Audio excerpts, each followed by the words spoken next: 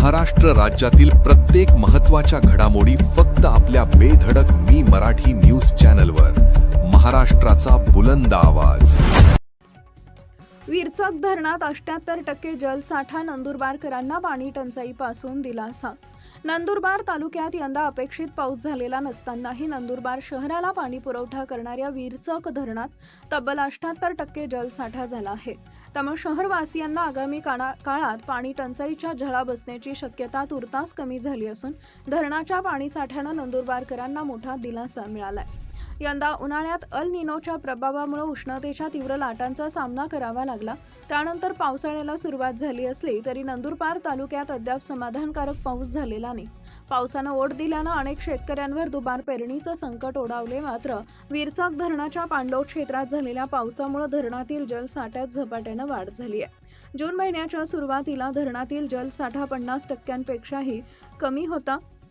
मात्र त्यानंतर झालेल्या पावसामुळे हा साठा आता थेट 78%वर पोहोचला आहे. आगामी काळात दमदार पाऊस झाल्यास विरचक धरण लवकरच पूर्ण क्षमतेनं भरण्याची शक्यता आहे. दरम्यान जलसाठा कमी झाल्यानं यापूर्वी नंदुरबार शहरातील पाणी पुरवठा 1 दिवसाआड ऐवजी 2 दिवसांनी करण्याची वेळ पालिका प्रशासनावर आली होती.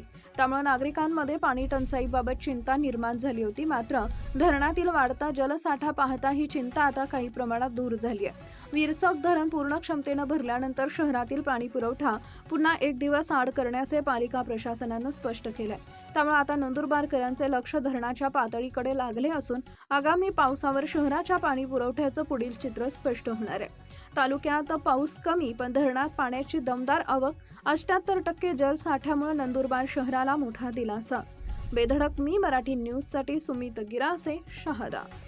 शहराला व ग्रामीण पाणी पुरवठा आणि शेतकऱ्यांना सिंचनसाठी उपलब्ध असणाऱ्या नंदुरबारच्या विरचक मध्यम प्रकल्पात सध्या पाणलोट क्षेत्रात वाढलेल्या पाणीसाठ्यामुळे व दरळीच्या भागात ओव्हरफ्लो झाल्याने खोलगर, दनिबारा, आंबेबारा धरणाचे पाणी पिनाई नदीच्या पाणलोट क्षेत्रात ओपन नदीद्वारे विरचक धरणात भरण्यात येतो व तो जलसाठा 77% आज मितीस झालेला आहे.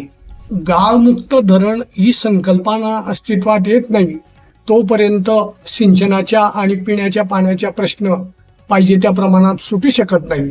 त्यामुळे देखभाल, दुरुस्ती व गाळ काढणे हे प्रशासनाचे मुख्य कारण आहे. संभाव्य पाणी टंचाई लक्षात घेता अद्याप पाण्याची प्रतीक्षाच आहे.